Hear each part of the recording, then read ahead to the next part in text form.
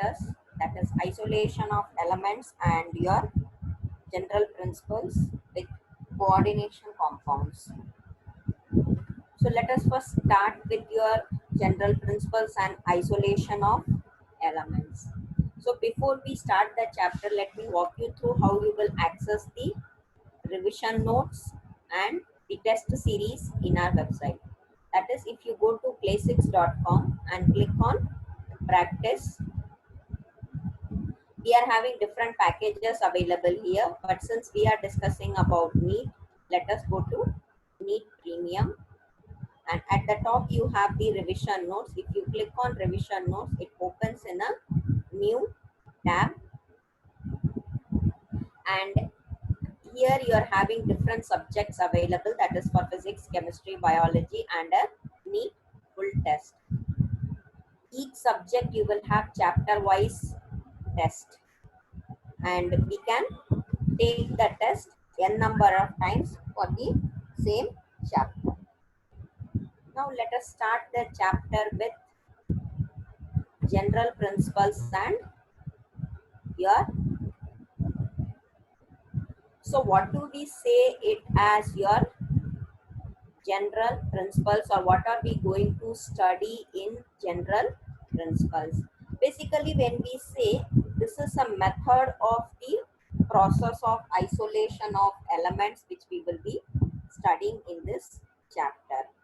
So when we talk about metals, metals basically have a lot of importance in our day-to-day life.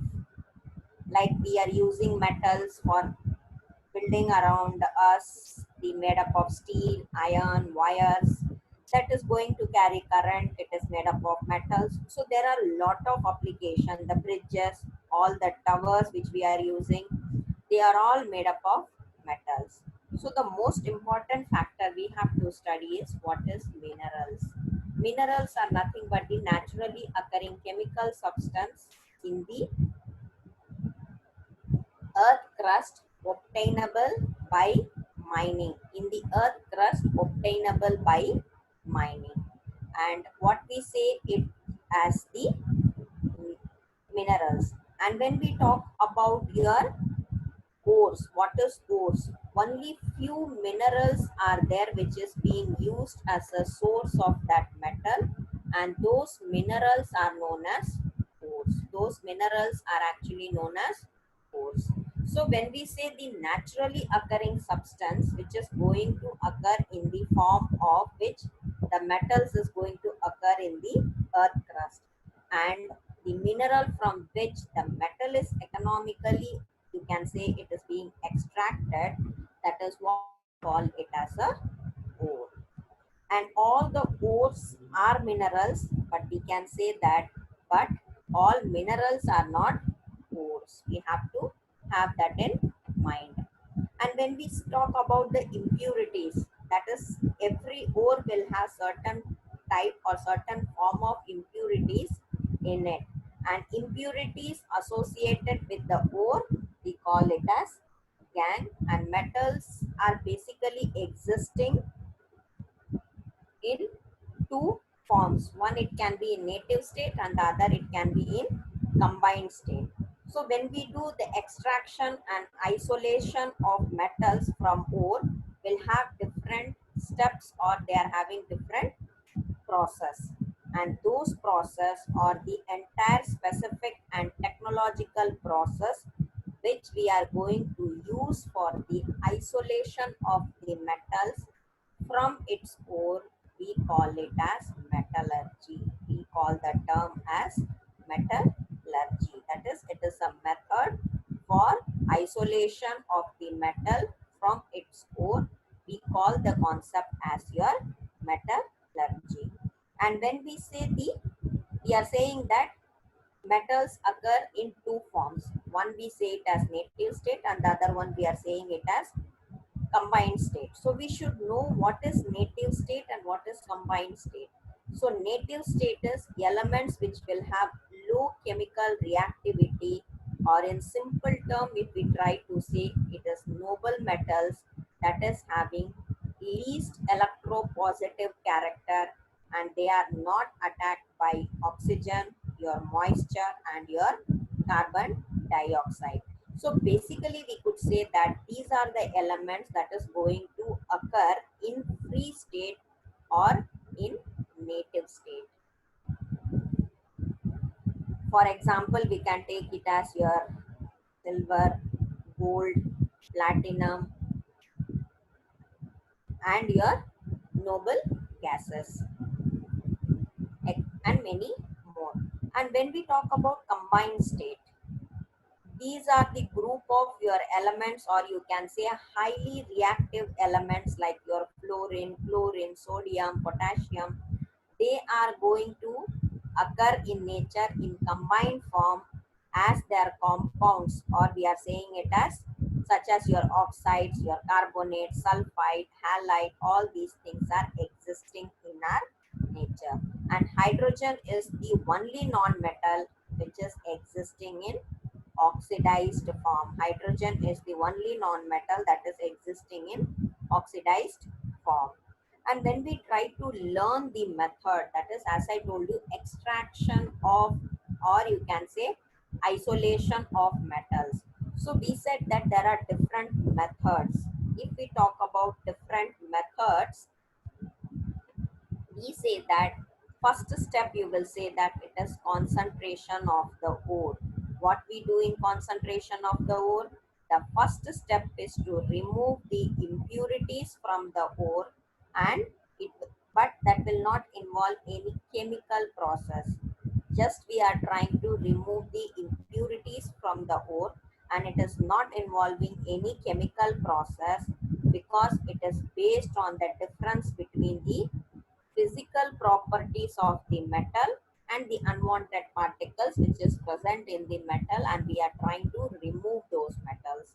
So it is just on the concept of the physical properties of the metal as well as the impurities which is being present in that.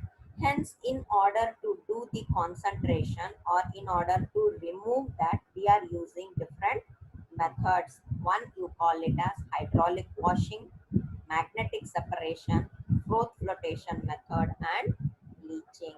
So when we say as your hydraulic washing, the process by which your lighter earthy particles are becoming free from the heavier ore particles, and there we are using by washing with water, we say that it is hydraulic washing. And the next method we are using is magnetic separation. This method is also being used for concentration of the ore, and in this we are trying to employ when either the ore or the impurities, they should be magnetic in nature, then only this method of concentration of the ore can be used. It should have the magnetic property. And the next method is your froth flotation. This method is totally based upon the fact that it should be, or it is applicable only on the surface of your sulfide ore. And in this, preferably we can say that it is being wetted by oils, while that of your gangue is preferably wetted by water. So froth flotation is a method of concentration of the ore, basically for sulfide ores. And the next method is your leaching.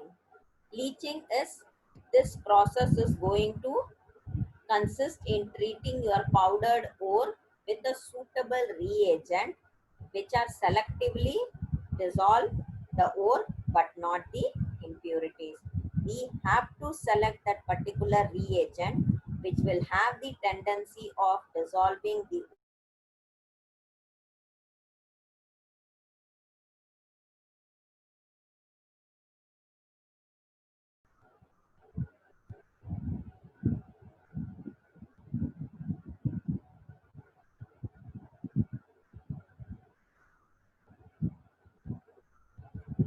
So we were talking about leaching. This process is going to consist in treating the powdered ore with your suitable reagent, and which are selectively dissolve the ore but actually not the impurities. And the second part is our, that is isolation of the metal from its concentrated ore. So in order to do the isolation of your metals from its concentrated ore, this process of getting impure metal from its concentrated ore, and this is basically done by some chemical process, and the process which can be involved in order to get impure metal from its concentrated ore is your calcination and roasting. You can use your electrochemical process, or we can use the oxidation reduction method. There are multiple methods which can be used in order to do that. So if suppose we say what is your calcination and the roasting.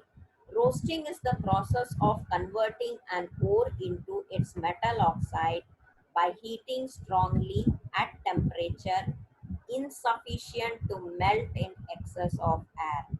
That is the concept of roasting. And the next one is your calcination.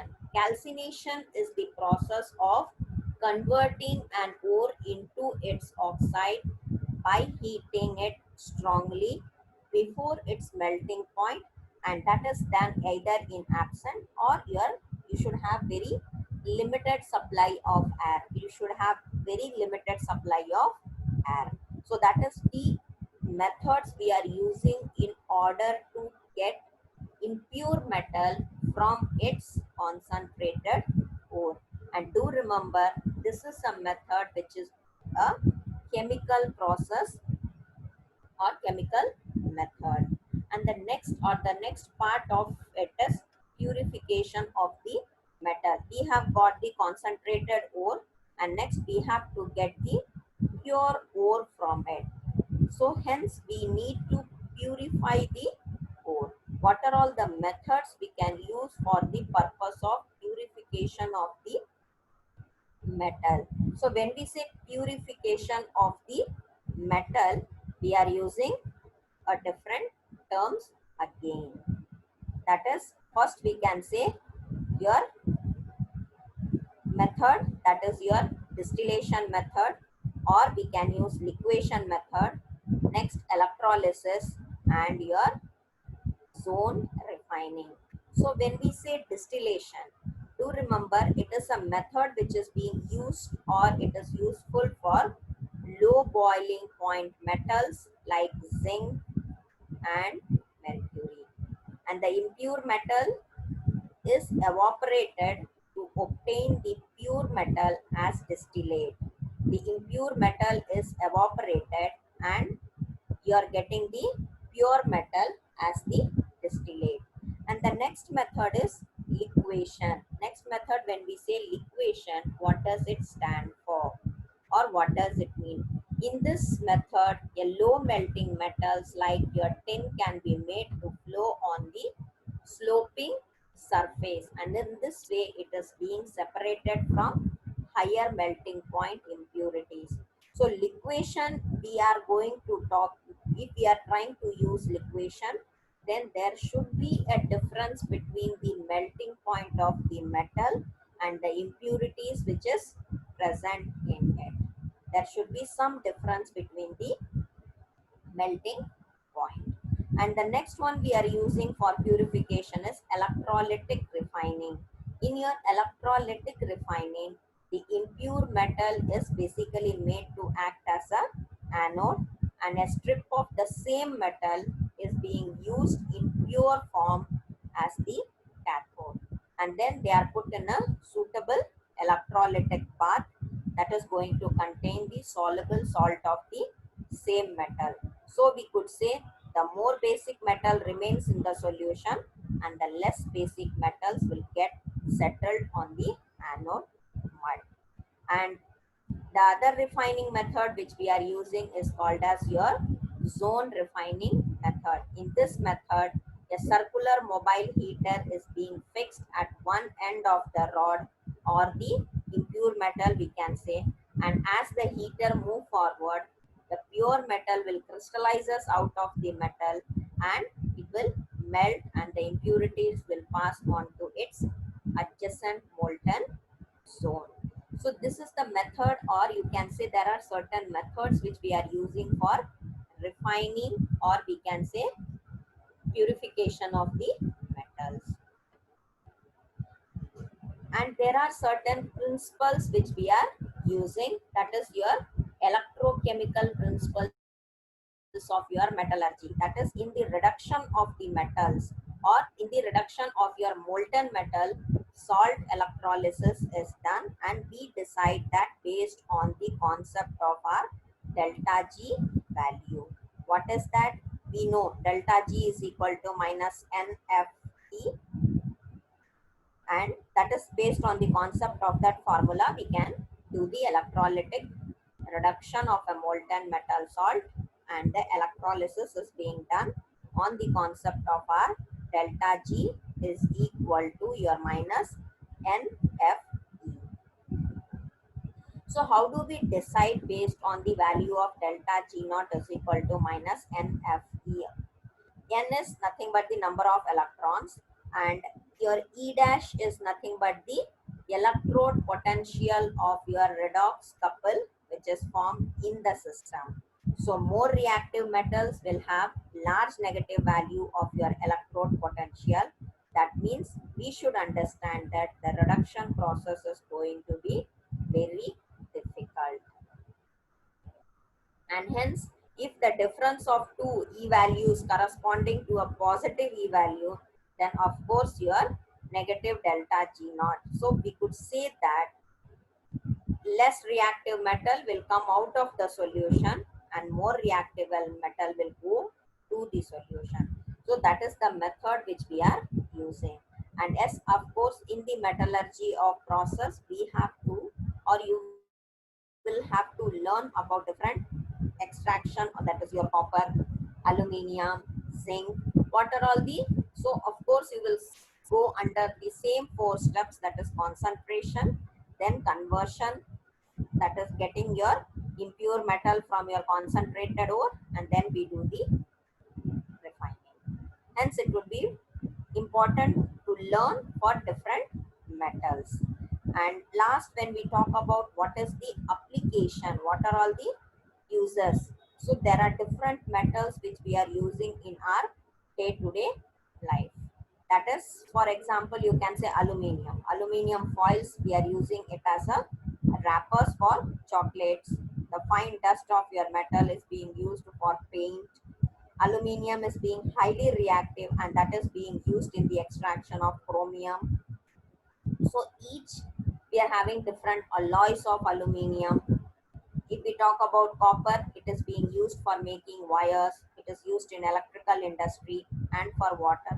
So each metal has its own importance and has its own application. For example, we can say zinc is used for galvanizing iron, and it is also used in large quantities in batteries. So there are different application for different metals. And based on this, let us try taking a test from this chapter. And once the test is done, we can go to our next chapter, that is coordination compounds. So if you go to chemistry, we are having here chapter wise test, and each chapter has the n number of tests, and the test is based on the weightage of the chapter, and each bubble represents a test. If you look at this, each bubble is a test, and if it is green in color, it indicates that the test is already taken. Blue, it means that the test is yet to be taken, and R, it is for random test, that is we can say that for additional practice. And there is no limit, you can take the same test n number of times. For example, if we take this test, which of the following statement is not correct? Silver fluoride is fairly soluble in water, or silver nitrate is thermally stable substance, silver nitrate. So among the given option, we have to see which option is wrong, which option is wrong. So of course When we look at the given option, silver nitrate gives white precipitate. Silver nitrate gives white precipitate with sodium thiosulfate, which will change its color to yellow, brown, and black due to the formation of silver. But addition of silver nitrate will give a white precipitate of thiosulfate, which will immediately dissolve if the sodium thiosulfate is in excess. Hence, you can say that first your statement third is not correct. If I say silver nitrate is thermally stable substance, silver nitrate is actually it will decompose when you are heating it. That means your statement 2 is also not correct. And then silver nitrate gives white precipitate with concentrated solution of thiosulfate. With a concentrated solution, actually it will not give you any precipitate. You will get a complex ion when it is reacting with your concentrated solution of your sodium thiosulfate. Hence, only option A is, sorry, 1 is right, 2, 3, 4, it should be incorrect. So, 2, 3, 4 are incorrect. Option B is correct. Let us save that and go to next. Which of the following statement is true? Just now we have discussed liquefaction is a method used for purification of low melting point. Okay. Oxidation is used when the impurities have lesser affinity for oxygen. But oxidation is used when the impurities, in case where the metals will have greater affinity and that will undergo oxidation. It is not having lesser affinity. Second, hydraulic washing is used for concentration of magnetic ores. It is used in case of non-magnetic ores, because if it is magnetic, you will go for magnetic separation. And hence, distillation is used for purification of low boiling volatile metal. This is true and it is being used in case of your low boiling volatile metals. That means we can say your option 1 and 4 is correct, while your 2 and 3 is wrong. So we can go with the option of 1 and 4 being correct. That is our D option. Let us save that and go to next. Given the metal oxide such as Cr2O3, it cannot be reduced using carbon or carbon monoxide. Which of the following must be true? Which of the following must be true? Again, we have to go with your correct statement. So this is because your aluminium is more electropositive than chromium. This is because aluminium is more because here aluminium is used as a reducing agent because it is more electropositive, and the oxides of all your refractory metals are commercially being used by your aluminium. That means only your C option, that is first statement is correct. So the option C should be right. Hence, whenever they are asking true or false statement, to try to figure out from the given option which could be ignored and which can be considered. So let us save that and go to next. Which of the following is not correct?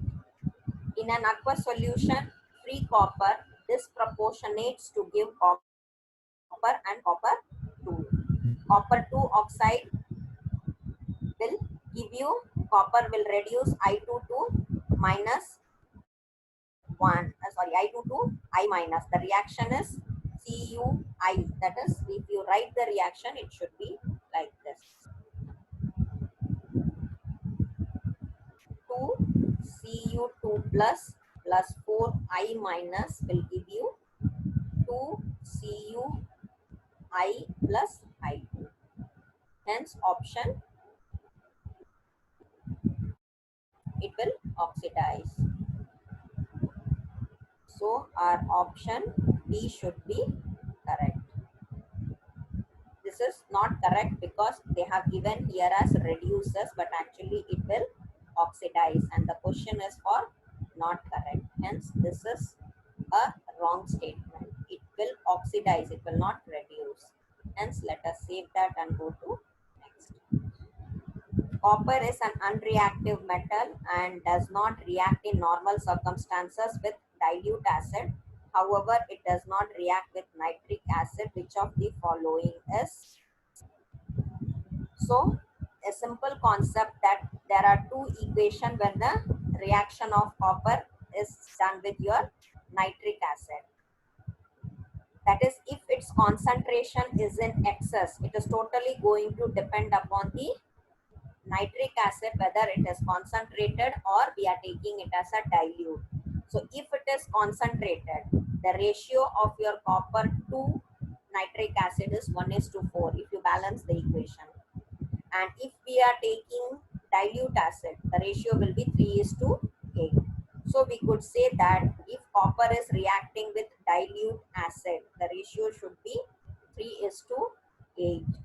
So the reaction is actually, when it is reacting with your dilute acid, it will be 3Cu plus 8 HNO3 gives CuNO3 twice, plus your 2NO plus 4H2O. That means 3:8 ratio. Check it out in which option it is available. 3:8, it is with option A. Let us save that and go to next. Silver containing lead as impurities is removed by, what is the method of being or removing silver containing lead as their impurities? The process by which we can separate the noble metals such as your gold or silver from base metal is your cupellation, your option B. Let us save that and go to next. The one that is used in automobiles and aeroplanes is, it is a very simple application, that is your nickel steel. Let us save that and go to next. The metal that is sometimes found in nature, native in nature. So it's very simple, it should be your option B, copper. Copper is very slowly attacked by air or moisture and carbon dioxide. Hence, it has the tendency, or sometimes it occurs in native state. Save that and let us go to next. An alloy is formed by mixing. There are different types of alloy, but here if we see, we can say that iron and your carbon, an alloy called cementite is being formed, and the formula is Fe3C. It is actually a hard and brittle material, and of course it is very important in the process of metallurgy. Hence we can say option D to be right. In Goldsmith aluminothermic process, which of the following is used as a reducing agent? Which one is being used as a reducing agent? Always remember, in Goldsmith aluminothermic process, aluminium powder is being used as a reducing agent. Save that and go to next.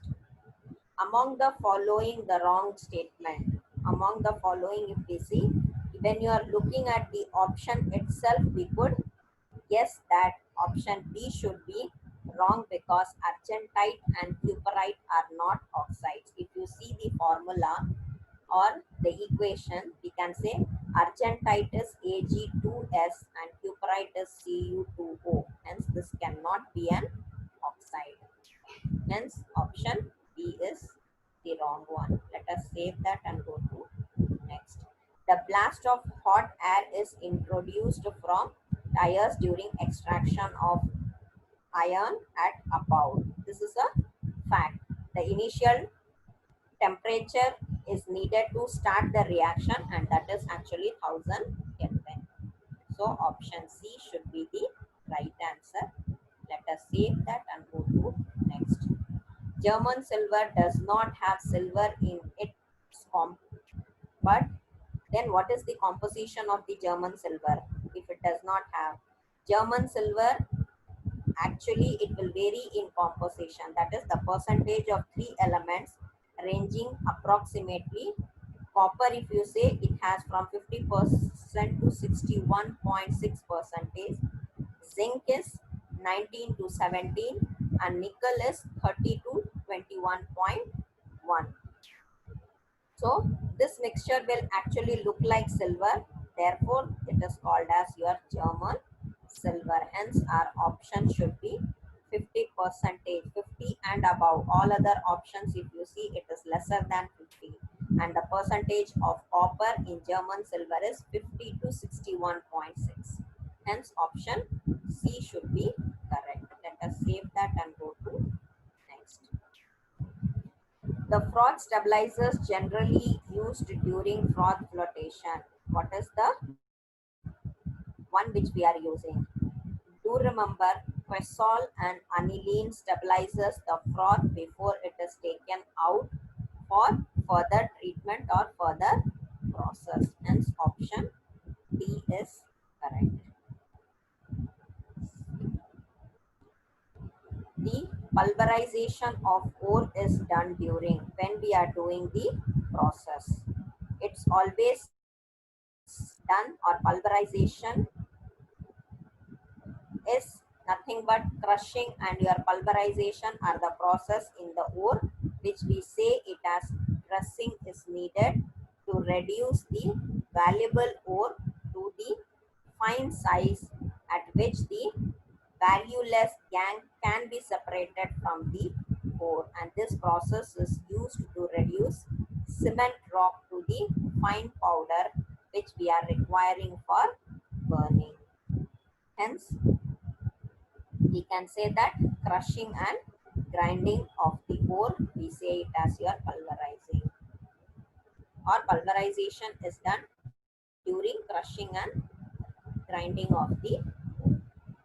Let's save that, and we have completed all the 15 questions. Let us end the test and see how many questions we have done right and how many are wrong. This is a very simple chapter and it has just 2% of weightage. That means you can say only one question may occur from this chapter. Hence, it is very simple. It's totally theoretical. Hence, it would be very simple to prepare for it. And if you look at this, all the 15 questions are correct. That is why it is indicated green in color. And if you would have gone wrong with any question, it would be indicated red. And if we are leaving any question unattempted, it's orange in color. And if you click on the question, it will give you the right answer with a proper explanation of the answer. Hence, if you are gone wrong anywhere, it will become very easy to know the right answer with explanation. So by this, I complete the chapter of your general principles and isolation of elements. We will continue now with the compounds. So coordination compounds. What we say in coordination compounds.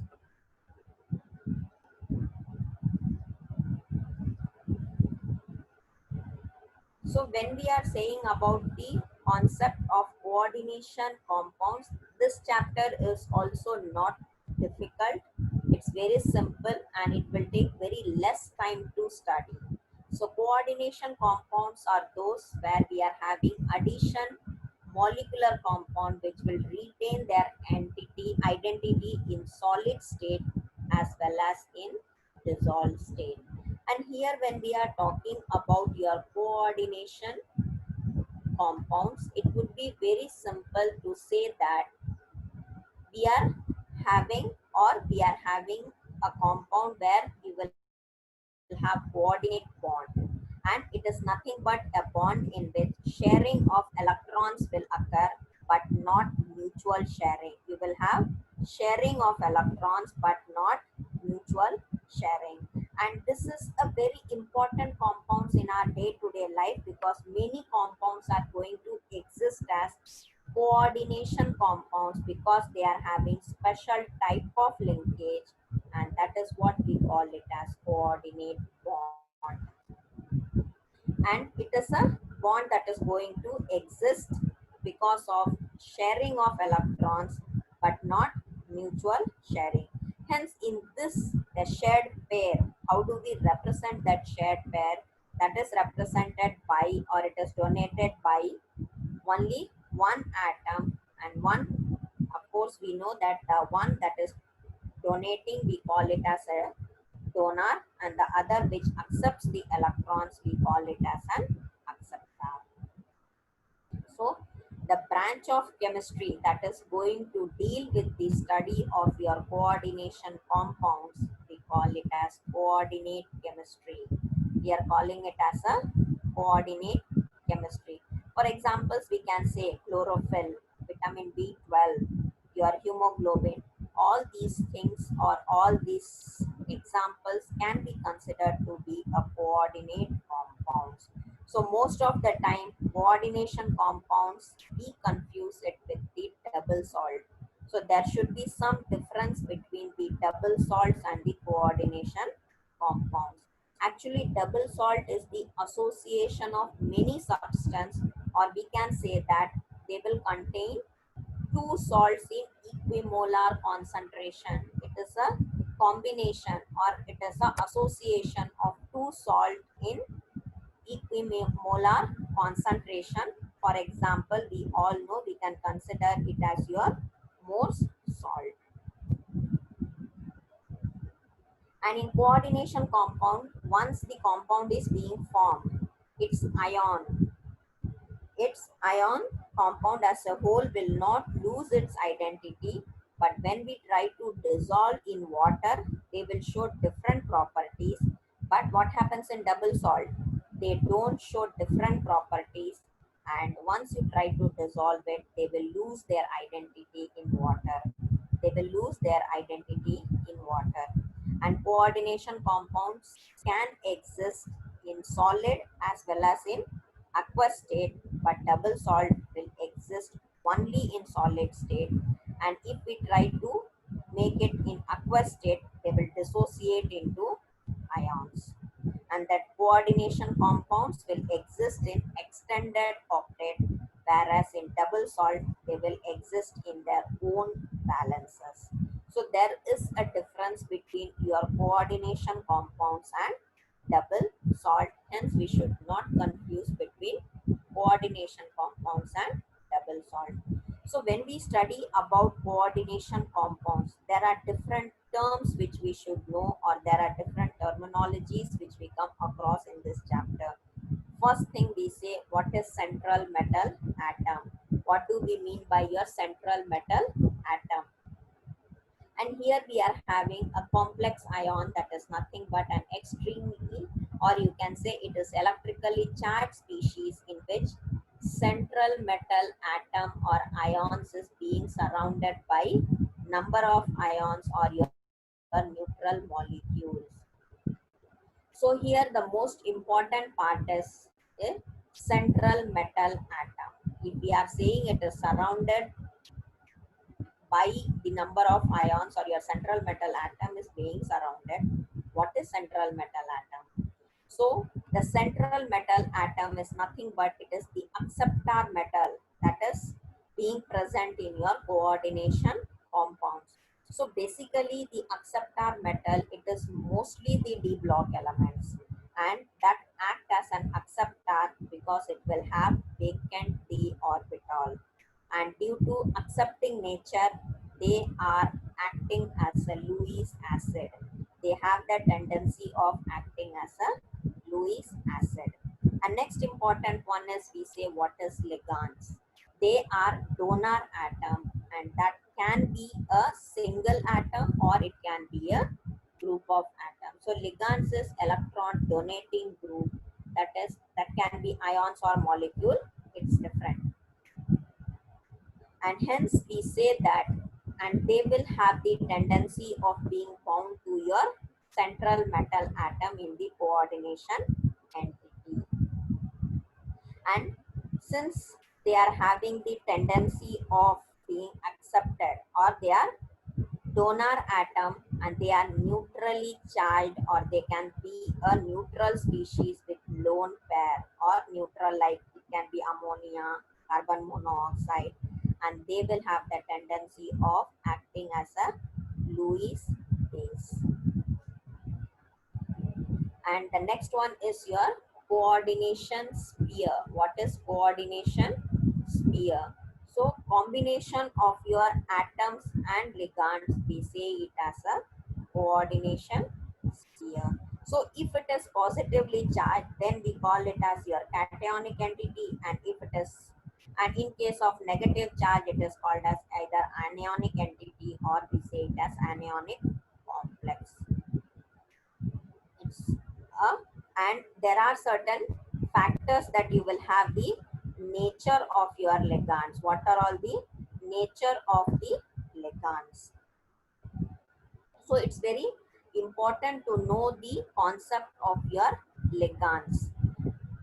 When we say nature of ligands, we have to understand that their nature is basically going to be dependent, or it is determined by the property that is called as denticity. That is called as your denticity. And they will be helpful in determining the total number of donor atoms in a molecule. Based on, it will help you to determine the total number of donor atoms in a molecule, and on the basis of the property, denticity, ligands are monodentate, or it can be unidentate. That means it will have only one donor atom. It will have one donor atom. Bidentate, it will have two donor atom. Polydentate, multiple. So we are having three or more, we call it as your polydentate. Then they can be, we are having an example of hexadentate, that is your ethylene diamine tetraacetic acid. In short, you would have come across about EDTA, ethylene diamine tetraacetic acid. And when we talk about the concept that is called as chelate, ligands has two or more donor atom, and they are arranged in ring-like structure. If they are arranged in ring-like structure, we call it as a chelate. And the stabilization of coordination compound due to chelation, it is called as chelate effect. It is called as chelate effect. And the most important is your, what are all the different types, or we are saying it as your symmetrical and unsymmetrical ligands.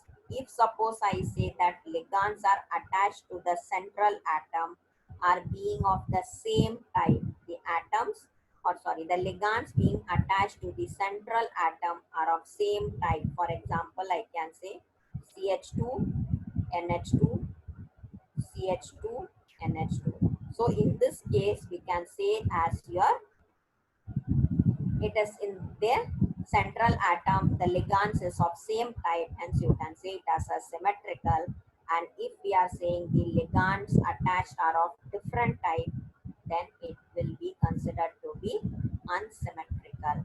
And the most important part of this chapter is we should know how do we calculate the coordination number and the oxidation number. Two factors from coordination number, mostly the questions are being asked, either the name of the coordination compound, or in order to calculate the coordination number, the two most important. So coordination number, if we say, it is nothing but the number of ligands bonded with the central metal atom. It is the number of ligands being bonded with the central atom. And when we say oxidation number, it is the residual charge which is left on the atom when all the other atoms are being removed from it. Hence, it is very important factor that we know to calculate how the your coordination number and the oxidation number. And when we are talking about your coordination number, we should know, for example, and if we are talking about isomerism, they are undergoing different types of isomerism. That is your structural and stereo isomerism. What are all structural and stereo? If we talk about your structural isomerism, it becomes one more important factor that we are having different types of isomerism under structural. One is your ionization, hydrate, coordination, and linkage. Ionization, it's a well-known fact that they will differ in production of ions in aqueous solution. They will differ in production of your ions in aqueous solution. Hydrate, or they are also called as solvate. They are they will differ in number of molecules of your water of crystallization. There will be difference in the number of molecules of water of crystallization. Coordination, they will differ in coordination of your entities. In the same way, you are having linkage isomerism. Ambidendant ligands, in this they will differ in the point of attachment. And stereoisomerism, when we say, of course, it will undergo two isomerism, that is your geometrical and optical. Geometrical is because of the difference in geometrical arrangement of ligands around the central metal atom. And of course, you know it can be your cis or trans structure. Cis, when the similar ligands are on the adjacent position, and trans, when similar ligands are on the opposite positions. And another type is your geometrical isomerism, which we are saying it as that it can be of two types, your facial and meridional. And as of course your optical isomerism, if your chiral center is being present in them, or if they possess chiral center, they can rotate the plane of your polarized light. So we say that it is showing your optical isomerism. And what are all the bondings, or we can say that nomenclature, or all should know how to name the compounds. What are all the methods we use in order to name the coordination compounds? So do learn how we are going to name. And the next one, we have to talk about your organometallic compounds. There are different organometallic compounds. We say that if we are talking about organometallic compounds, these are those compounds in which your metals or metalloids or a non-metal is directly linked to carbon atom of a hydrocarbon. It is directly linked to carbon atom of a hydrocarbon atom. For example, we can say C2H5 2Zn, C2H5 2Zn. And there are two different types of organometallic compound, that is sigma and your pi. Sigma means these are all the compounds which is obtained by bonding of your non-metal with metalloid elements. And pi, these are compounds, they are obtained by forming mainly by transition elements. That is your normal sigma bond is formed through the pi electrons cloud of your organic molecule. For example, you can say razor salt. And yes, there are different application of your coordination compounds. When we say different application, where all the places we are using it? Of course, we are using in the estimation of hardness of water, of your calcium, magnesium ion, that is going to form complex with your EDTA. It is also used in the estimation and detection of your metal ions. It is being used in extractions of metal. We are using coordination compounds in the medicines like your cisplatin for the purpose of treatment of cancer. It is being used in animal and in plant world, like your hemoglobin is basically a complex of your iron. Chlorophyll is a complex of magnesium, and many more. So there are different applications of your coordination compounds. And based on our analysis of the concept, let us try taking a test from coordination compounds. So once again, we have to go to chemistry and select a test from coordination compounds.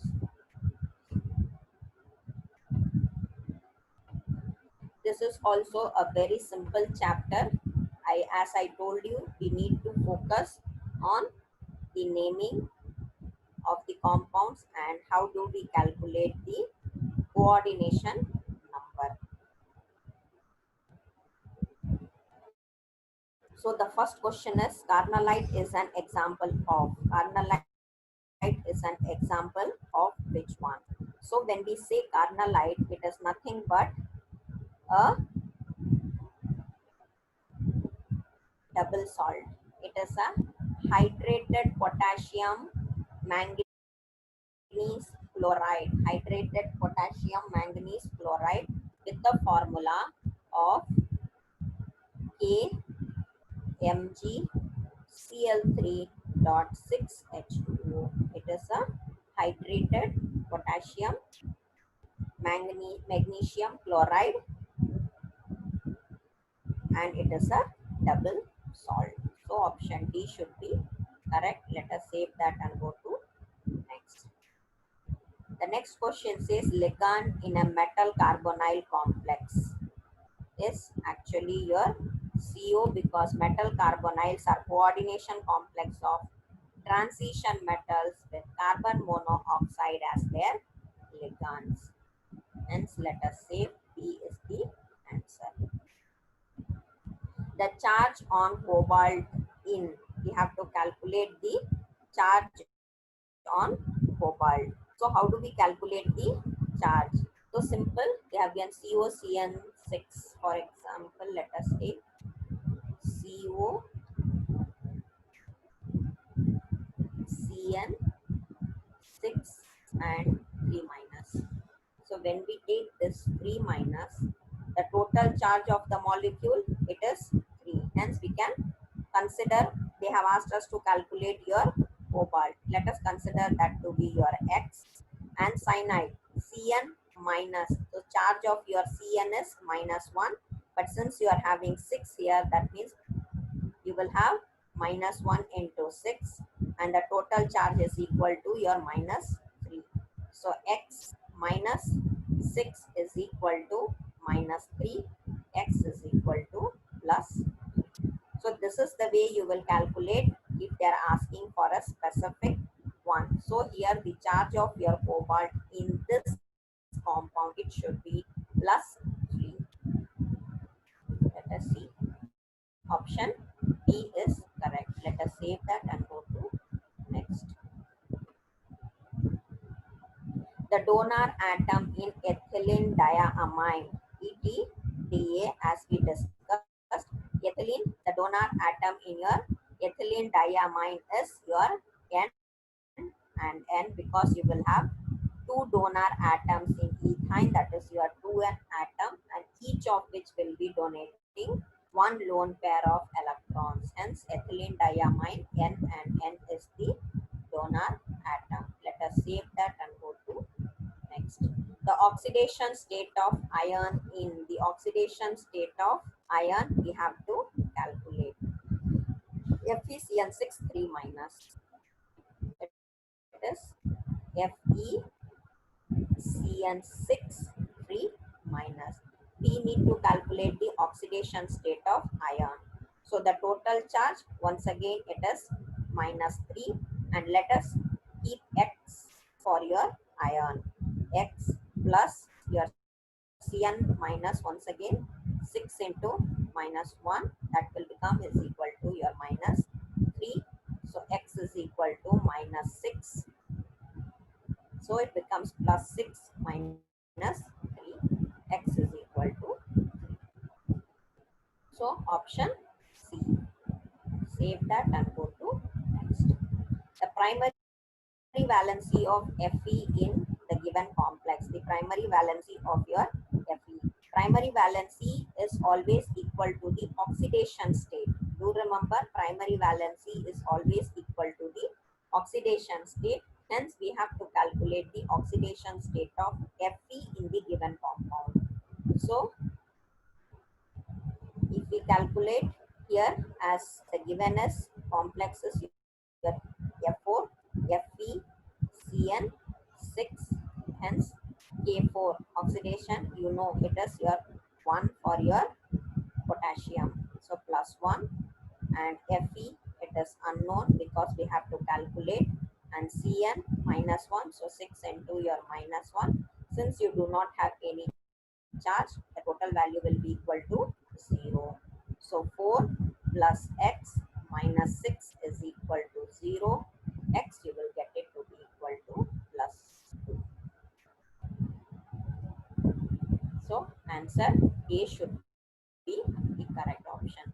So let us save that and go to next. The hybridization of iron in K4FeCN6. We have to calculate the hybridization.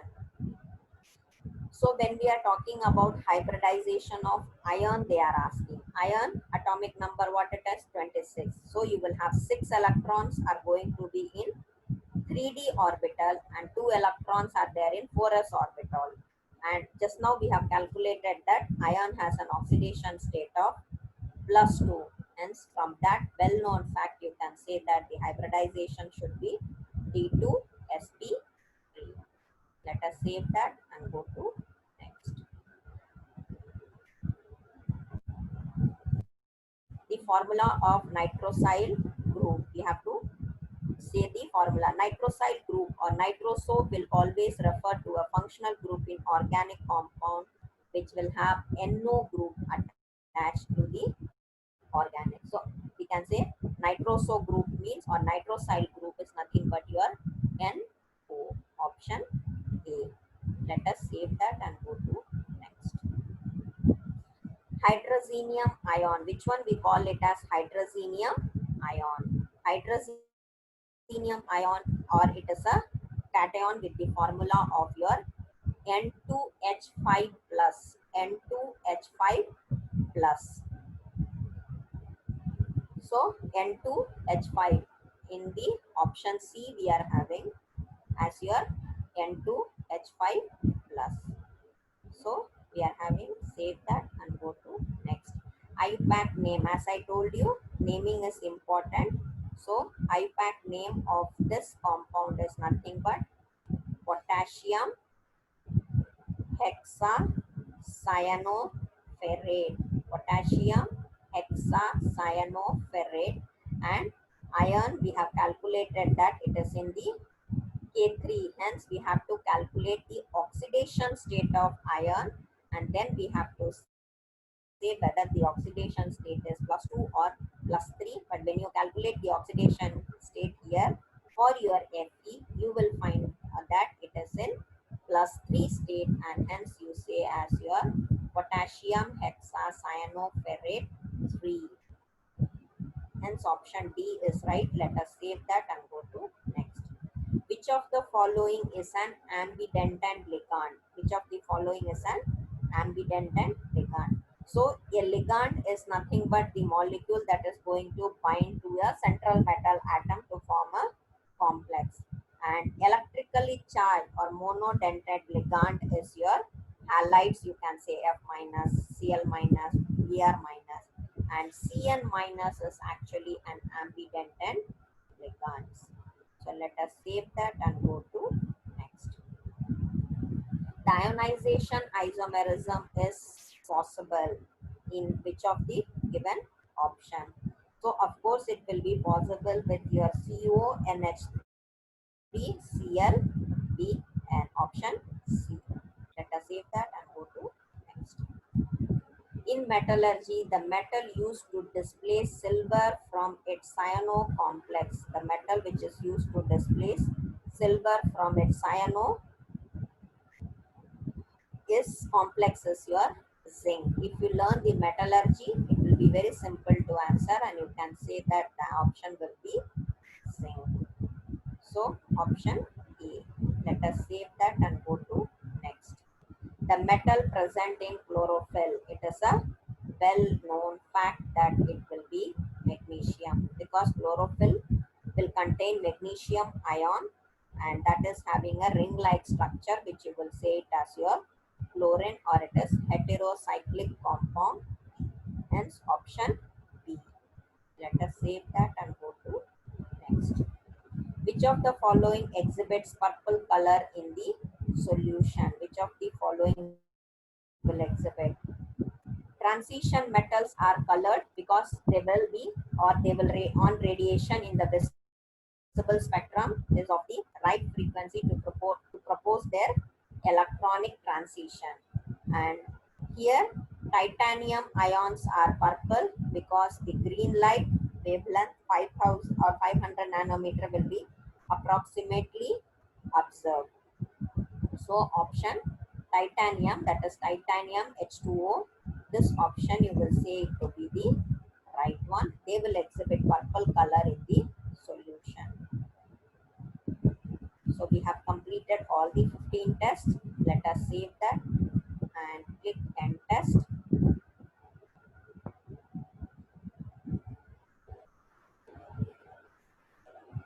So here all the questions are correct, and as I told you, if it is wrong, the color will be red in color, and if it is incorrect or unattempted, it will be orange in color. And if you click on any question, it will give you the right answer with a proper explanation. That's all we have for today. If you have any question, do reach out to us with the help of your ask feature, which is available here, or you can post your questions through Telegram chat application. And in case if you need any additional help, you can reach out to Play 6 Management for one-to-one tutoring. Thank you, students, for